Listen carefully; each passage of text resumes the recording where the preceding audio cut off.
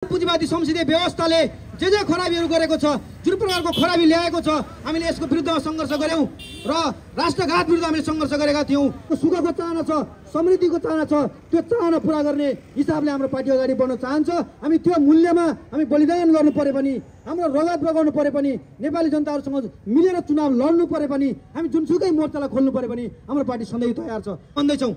यहाँ तीनै नाराहरूलाई हाइजेक गरेर देशमा विखण्डन गर्ने वितन्नता मचाउनेहरूको खेल पनि षड्यन्त्र पनि सुरु भएको सूचनाहरू आइराखेकै छन्।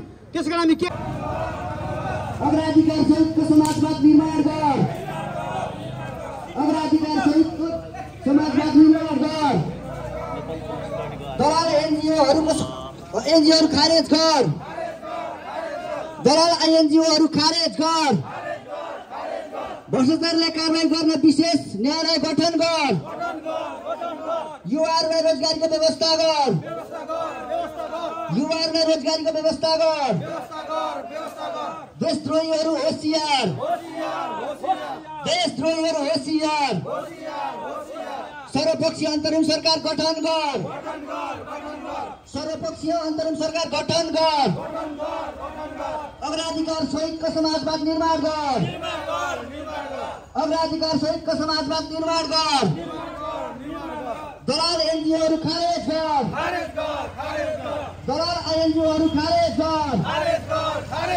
भ्रष्टाचारीलाई कारबाही गर्न विशेष न्यायालय गठन गर, युवाहरूलाई रोजगारको ग्यारेन्टी गर, देशद्रोहीहरू होशियार, राष्ट्रिय स्वाधीनताको रक्षा गरौँ, राष्ट्रिय स्वाधीनताको रक्षा गरौँ, नेपाल कम्युनिस्ट पार्टी जिन्दाबाद, नेपाल कम्युनिस्ट पार्टी जिन्दाबाद, अमेरिकी साम्राज्यवाद मुर्दाबाद,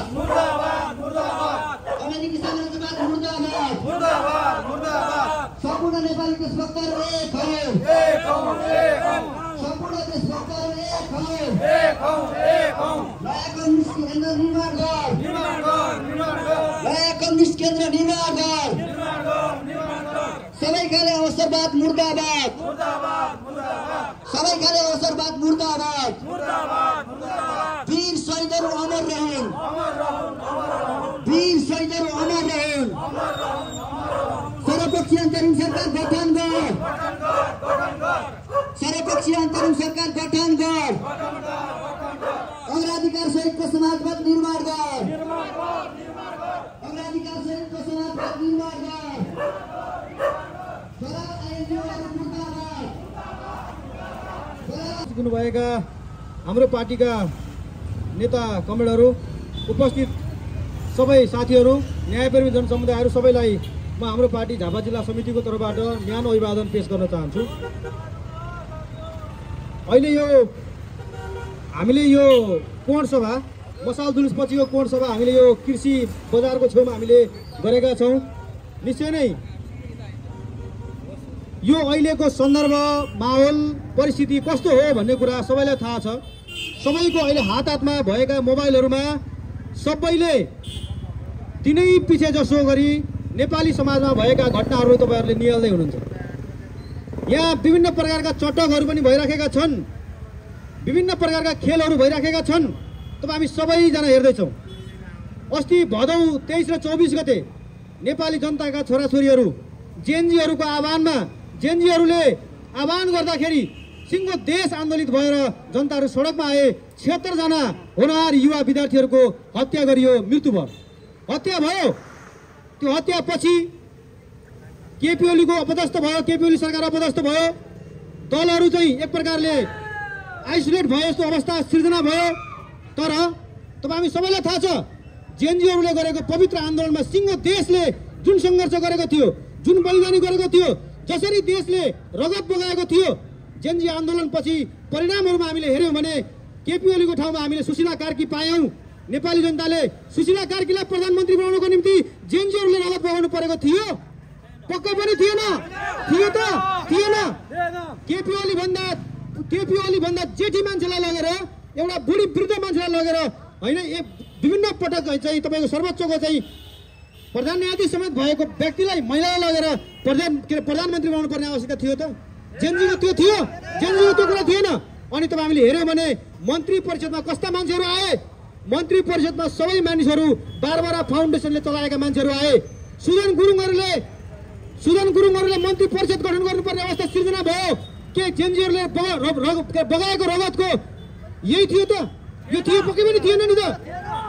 विभिन्न खालका जेएनजीहरू निस्के, विभिन्न नाममा जेएनजीहरू निस्के, तर जेएनजीहरूले बगाएको रगत, नेपाली जनताहरूको चाहना, सुशीला कार्कीलाई, सुदन गुरुङहरूलाई होइन, कुलमान घिसिङहरूलाई, यस्तै मान्छेहरूलाई मन्त्री बनाउने र अहिलेको मन्त्री परिषद गठन गर्नको निम्ति जेएनजीहरूले गरेको सङ्घर्ष पक्कै पनि थिएन आदरणीय जनसमुदायहरू। साथीहरू, त्यसकारण थिएन। हामी यो कुरा भन्न चाहन्छौँ र हामी के भन्न चाहन्छौँ भने यो सरकार बनेपछि के नेपालमा ठिक भएको छ? 2084मा हुने चुनाव 2082मा सारिएको छ। यो मध्यावधि गराउनको निम्ति जेएनजीहरूले 76 जनाको रगत बगाएको हो। अनि हिजोको त्यो जुन भ्रष्टाचारी मन्त्रीमण्डल थियो, हिजो केपी ओलीको पालामा हुँदाखेरि जुन दलाल संसदीय व्यवस्था भनिन्थ्यो हामीले, त्यो भ्रष्टाचारी मन्त्रीमण्डलको ठाउँमा अर्को भ्रष्टाचारी, अर्को विदेशीहरूले चलाएको कटपुतली सरकार बनाइदिनुलाई जेएनजीले रगत बगाएको थियो त? पक्कै पनि थिएन। त्यसकारण हामी के भन्न चाहन्छौँ भने यो अहिलेको सरकार एकदमै गलत आधार र रहस्यमय तरिकाले उभिएको सरकार हो।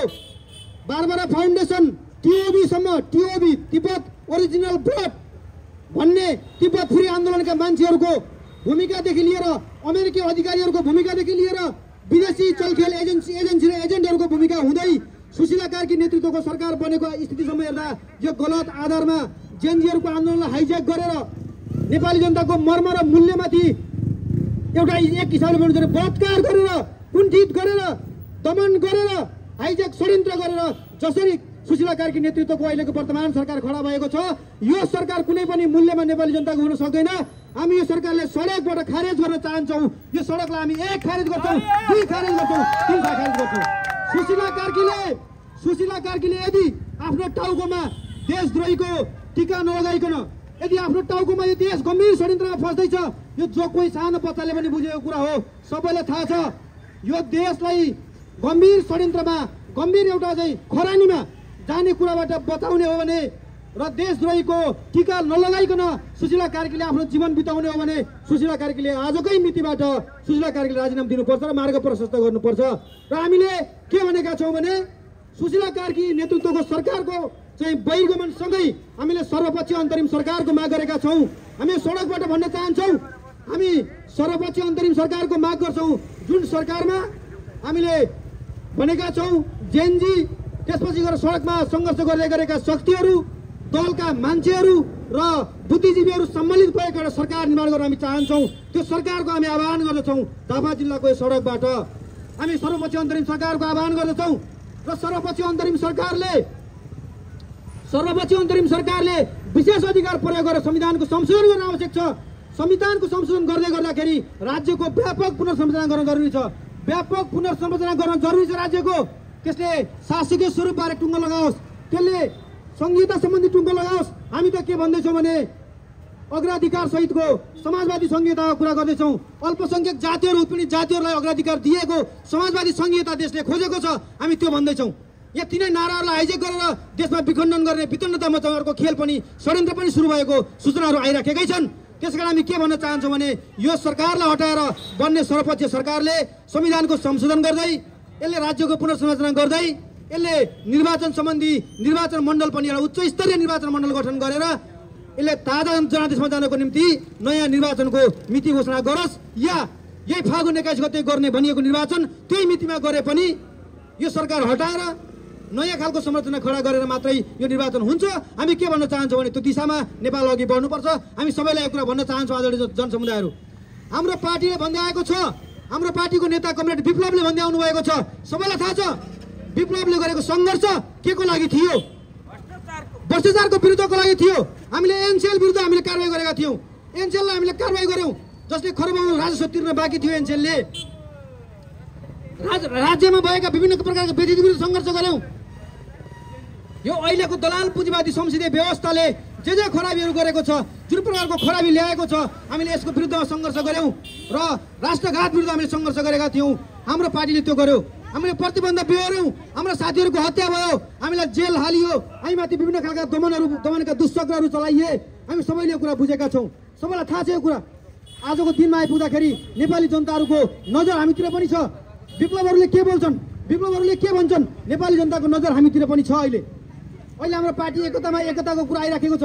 हाम्रो पार्टीले एकता विरोधी पनि भनिराखेका छन्। कसैले एकता गर्न आउनु पर्यो भन्छन्, कसैले नगर्नु पर्यो भन्छन्। तर हामीले भनिराखेका छौँ हामी नयाँ कम्युनिस्ट केन्द्र बनाउन चाहन्छौँ, जुन कम्युनिस्ट केन्द्रमा नेपाली जनताहरूको चाहना मुखरित भएको होस्, देशको स्वाधीनताको आकाङ्क्षा मुखरित भएको होस्, जुन कम्युनिस्ट केन्द्रमा नेपालका न्यायप्रेमी जनसमुदायहरूको चाहिँ सपना मुखरित भएको होस्, सपना तपाईँको अन्तर्निहित भएको होस्। हामी यस्तो कम्युनिस्ट केन्द्र निर्माण गर्न चाहन्छौँ।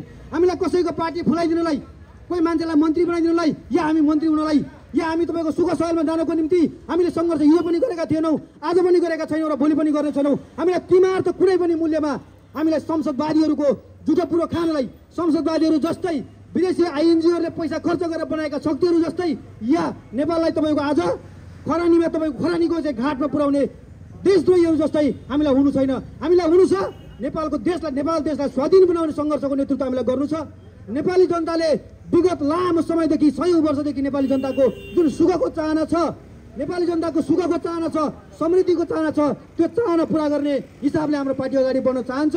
हामी त्यो मूल्यमा हामी बलिदान गर्नु परे पनि, हाम्रो रगत बगाउनु परे पनि, नेपाली जनताहरूसँग मिलेर चुनाव लड्नु परे पनि, हामी जुनसुकै मोर्चालाई खोल्नु परे पनि हाम्रो पार्टी सधैँ तयार छ।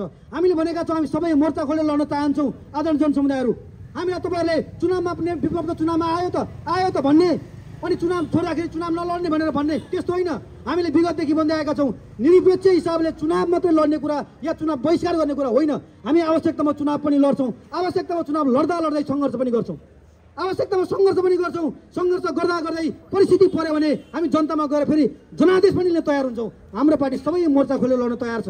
हामीले भनेका छौँ हामी चीनसँग र भारतसँग छिमेकी देशहरूसँग, जुन देशसँग चाहिँ तपाईँको 2.5 अरबभन्दा बढी जनसङ्ख्या छ, 250 करोड जनसङ्ख्या छ, दुईटा देशको बिचमा हामी छौँ। हामी के भन्न चाहन्छौँ भने भारतलाई पनि हामी झापाबाट भन्न चाहन्छौँ, सिमानाबाट भन्न चाहन्छौँ भारतलाई, तिमी कहिलेसम्म नेपालीमाथि खेल्छौ, नेपालको स्वाधीनतामाथि कहिलेसम्म खेल्छौ। आज तिमीले लामो समयदेखि नेपालको स्वाधीनतामाथि खेल्दाखेरि, नेपालको सत्तामाथि खेल्दाखेरि नेपाललाई कहिले पनि स्थायित्वमा जान नदिएको परिणाम आज नेपालमा अमेरिका आफ्नो प्रभाव लिएर आएको छ र तिम्रो देशलाई टुक्रा टुक्रा पार्ने खेल भारत नेपालबाट हुँदैछ। हामीले कुरा भारतलाई पनि भन्न चाहन्छौँ। त्यसकारणले नेपालको स्थायित्वप्रति,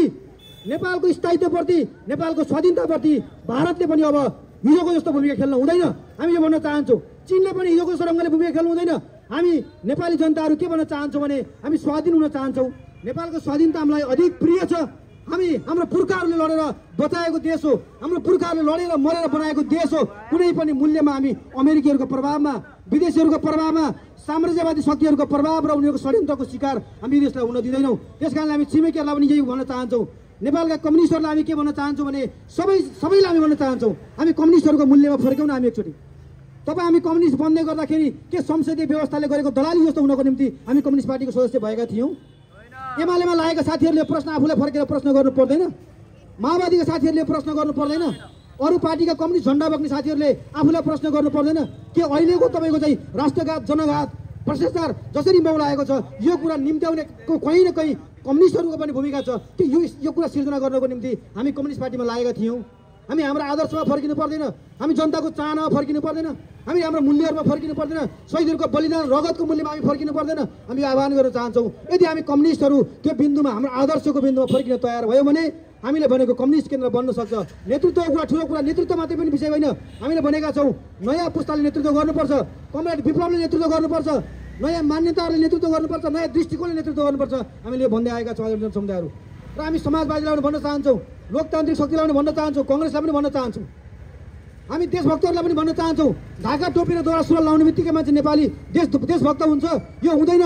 यस ढाका टोपीको नाममा षड्यन्त्र भएको छ। ढाका टोपी लगाएर दौरा सुरुवाल लगाएर यहाँ नेपालमाथि नै घात हुने काम पनि भएको छ। आदरणीय समुदायहरू यो कुरा पनि सचेत छ। यहाँ आइएनजिओको नाममा पैसा खाएर, डलर खाएर तपाईँ हाम्रो वरिपरि हिँडिराखेका मान्छेहरू पनि षड्यन्त्रमा सामेल भएका छन्। हामीले यो कुरा पनि बुझ्नुपर्छ। जेएनजीहरूको विद्रोहमा,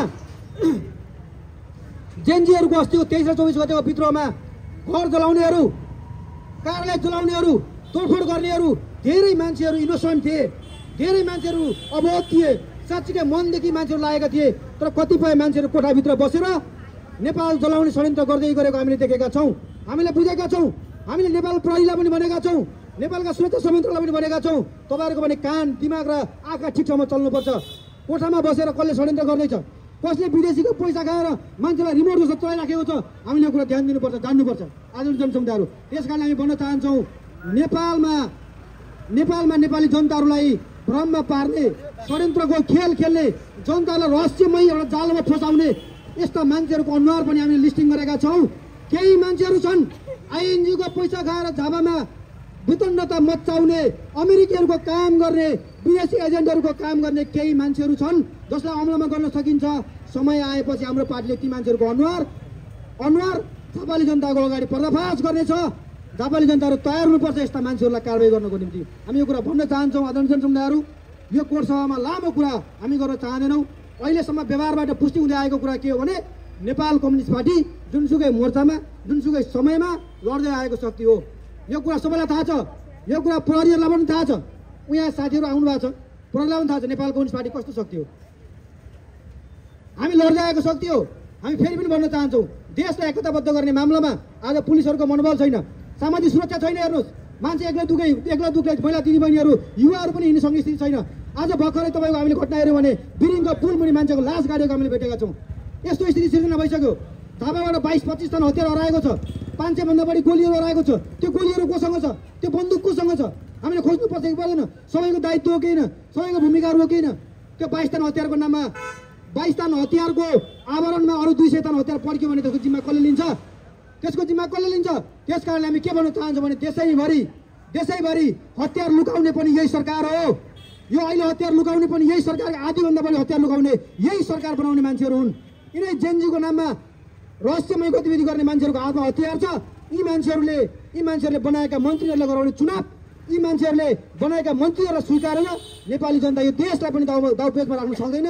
र यिनीहरूले गर्ने चुनावमा पनि हाम्रो पार्टी यस्ता बढुवाहरूको यस्ता रहस्यमय तपाईँको षड्यन्त्रकारीहरूको चाहिँ चलखेलमा हाम्रो पार्टी पर्दैन। त्यस कारण हामी के भन्न चाहन्छौँ भने सर्वपक्षीय अन्तरिम सरकार गठन हुनुपर्छ। एउटा संविधान संशोधन गरेर राज्यको पुनर्संरचना गरेर नेपाली जनतालाई अगाडि बढाउने दिशामा हामी सबै एकताबद्ध भएर लागौँ। तपाईँहरू सबै कोर्ट सभामा सहभागी हुनुभएको छ। धेरै विषयवस्तुहरू हामी फेरि बिस्तारै छलफल गर्दै जाउँला। अहिलेलाई म के भन्न चाहन्छु भने सबैजना हामी एक हौँ। म नारा लगाउँछु, तपाईँहरूले मलाई साथ दिनुहोला। सम्पूर्ण देशभक्त नेपालीहरू एक हौँ। सम्पूर्ण देशभक्त नेपालीहरू एक हौँ। अमेरिकी साम्राज्यवाद मुर्दाबाद। अमेरिकी साम्राज्यवाद मुर्दाबाद। अमेरिकी साम्राज्यवाद मुर्दाबाद। षड्यन्त्रकारी आइएनजिओका मतियारहरू होसियार। षड्यन्त्रकारी आइएनजिओका मतियारहरू होसियार। सर्वपक्षीय अन्तरिम सरकार गठन गर। सर्वपक्षीय अन्तरिम सरकार गठन गर। दलाल आइएनजीहरू होसियार। दलाल आइएनजीहरू खारेज गर। दलाल आइएनजीहरू खारेज गर।